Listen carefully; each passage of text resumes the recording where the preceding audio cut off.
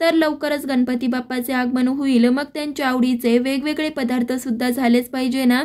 तर आज आपण कसलाही पाक न करता, ना जास्तीचं तूप वापरता मस्त असा पारंपरिक पदार्थ करतोय, तेही अगदी कोणीही सहज करू शकेल असा। तर मग चला जास्त वेळ न वाया घालविता लगेच आपण आजच्या रेसिपीला सुरुवात करूया। तर त्यासाठी एका भांड्यात 1 वाटी गव्हाचं पीठ घेतलं, तर हे पीठ मी चाळून वगैरे घेतलं नव्हतं, तसंच इथं वापरलं। वाटीमध्ये पीठ भरताना हलक्या हाताने दाबूनच भरून घ्यायचं। त्याचबरोबर ह्यामध्ये 1 वाटी बेसन घालायचं। जेवढं आपण गव्हाचं पिठाचं प्रमाण घेतलं तेवढंच आपल्याला समप्रमाणात बेसन घ्यायचंय। आधी तर सुके जिन्नस व्यवस्थित मिक्स करून घेतले आणि ह्यामध्ये लागेल तसं दूध घालत घट्टसर पीठ भिजवून घ्यायचं।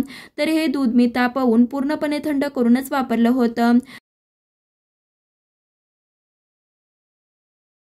तर इथं पाहू शकताय मस्त असं जमेल तितकं घट्टसर हे पीठ भिजवून घेतलं। हे पीठ आपल्याला मुरवत वगैरे ठेवायचं नाहीये, लगेचच खपटं तयार करायला घ्यायचेत। जर का हे मुरवत ठेवलं तर बेसनामुळे आपलं हे पीठ पातळ होऊ शकतं।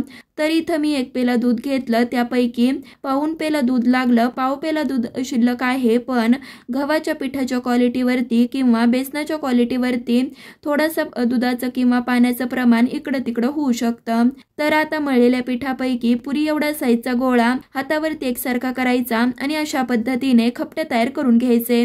जर का तुम्हाला हातावरती अशा पद्धतीने खपटे तयार करता येत नसतील तर तुम्ही पोळपाटावरती सुद्धा लाटून करू शकता।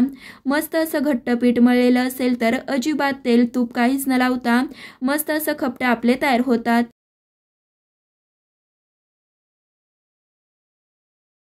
तर इथं पाहू शकताय घेतलेल्या प्रमाणात बरोबर 6 खपटे माझे तयार झाले। लगेचच भाजून घ्यायचे, तर त्यासाठी पॅनवर 1 चमचा साजूक तूप गरम केलं। तर तुपाचं प्रमाण इथं मी कमीच वापरलं, मला काही तूप लागलं नव्हतं, पण जर का तुम्हाला थोडंसं भाजता वेळेस कमी वाटलं तर पुन्हा वाढवून हे भाजून घेऊ शकता। तर इथं 2 ते 3 मिनिटातच व्यवस्थित आपलं हे तूप गरम झालं। यावरती जे आपण खपट करून घेतलं ते ठेवायचं आणि एक साधारणतः मंद आचेवरती 2 ते 3 मिनिटं खालच्या साईडने भाजून घ्यायचं। तर चला मस्त असं खरपूस खालच्या साईडने भाजून झालं, वरच्या साईडने सुद्धा असंच भाजून घ्यायचं। तर पाहू शकतायत मस्त असा रंग आलाय, लगेचच काढून घ्यायचं आणि बाकीचे सुद्धा अशाच पद्धतीने भाजून घ्यायचे। तर जेवढं मी 1 चमचा तूप घेतलं तेवढ्याच तुपात सगळेच माझे खपटे भाजून झाले।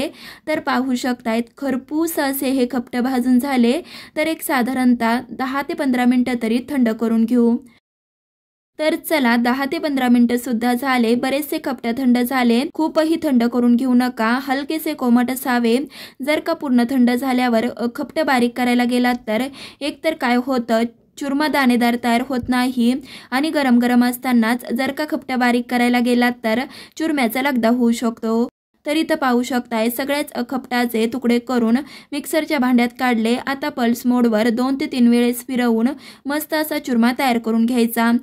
तर इथं पाहू शकताय मस्त असा चुरमा तयार झालाय। अजिबात आपण हे खपटे तळून घेतले नव्हते किंवा जास्तही तूप वापरलं नव्हतं, तरी सुद्धा मस्त असा दाणेदार हा चुरमा आपला तयार झाला। चुरमा परफेक्ट झाला तर परफेक्टच असे आपले लाडू तयार होतात। आता ह्यामध्येच आपल्याला 1 वाटी गूळ घालायचा आहे। जर का इथं तुम्ही 1 वाटी बेसन आणि 1च वाटी गव्हाचं पीठ घेत असाल तर बरोबर आपल्याला 1 वाटीच गूळ घ्यायचा आहे। इथं मी चिक्कीचा वापरला, त्यामुळे एकतर काय होतं मस्त असं बाइंडिंग आपल्या लाडूच्या मिश्रणाला येतं, त्यामुळे अजिबात पाक किंवा जास्तीचं तूपही वापरण्याची गरज पडत नाही।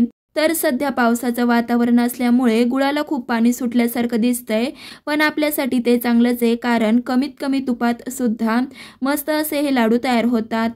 तर आता आपण गूळ घातल्यावर थोडंसं एकजीव करून घेतलं आणि पल्स मोडवर 2 ते 3 वेळेस फिरवून मस्त असं हे लाडूचं मिश्रण तयार करून घेतलं।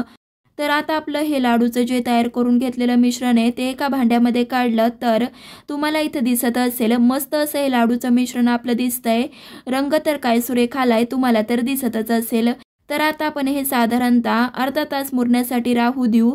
त्यामुळे एकतर काय होतं, घातलेला जो गूळ आहे तो चुरम्यामध्ये व्यवस्थित असा शोषला जातो आणि मस्त असे लाडू खाताना छान लागतात। तर चला अर्धा तासानंतर ह्यामध्ये आवडीनुसार बदामाचे तुकडे, अर्धा चमचा वेलची पूड घातली आणि थोडंसं जायफळ किसून घालायचं। इथं तुमच्याकडे जर का जायफळची पावडर असेल तर ती सुद्धा वापरू शकता। आता घातलेलं सगळंच साहित्य व्यवस्थित मिश्रणामध्ये मिक्स करून घ्यायचं आणि लाडू वळून घ्यायचे। तुमच्या आवडीनुसार मोठे किंवा छोटे लाडू वळून घेऊ शकता। मी इथं मध्यम साईजचे वळून घेतेय। तर वळताना पाहू शकताय एका हाताने सुद्धा सहजरित्या हे लाडू वळून घेऊ शकता। इतके सहज आणि सोपे, कसलाही पाक न करता किंवा जास्तीचं तूपही न वापरता केलेत। तर इथं तुम्ही पाहू शकताय मस्त असा लाडू वळून झाला। दिसायला छान दिसावं म्हणून काजूच्या पाकळ्या लावतीये आणि बाकीचे सुद्धा अशाच पद्धतीने वळून घ्यायचे। तर पाहिलत ना, करायला एकदम सोपे आणि मस्त असे दाणेदार, तोंडात टाकताच विरघळणारे गणपती बाप्पाच्या आवडीचे चुरमा लाडू आपण आज तयार केले, जे की बनवायला अगदी सहज आणि सोपे, कोणीही करू शकता असे आहेत। त्यामुळे गणपती बाप्पासाठी एकदा तरी हे लाडू घरी ट्राय करा। कसे वाटले ते सुद्धा कमेंटमध्ये नक्कीच सांगा। अजूनही चॅनलला सबस्क्राईब केलं नसेल तर नक्की सबस्क्राईब करा। तर मग चला पुन्हा भेटूयात अशाच एका नवीन साध्या सोप्या पारंपरिक रेसिपी बरोबर। तोपर्यंत धन्यवाद।